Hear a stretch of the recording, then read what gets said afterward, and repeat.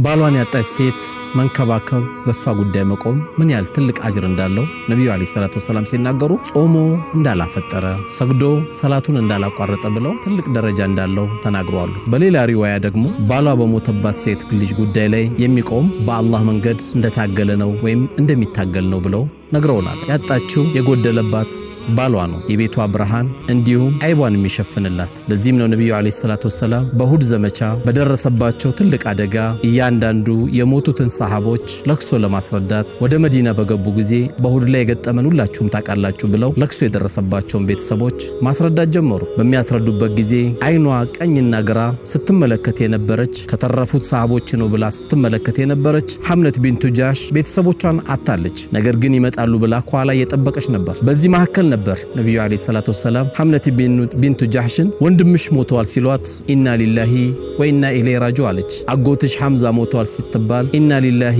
ወኢና ኢለይሂ ራጂዑን አለች።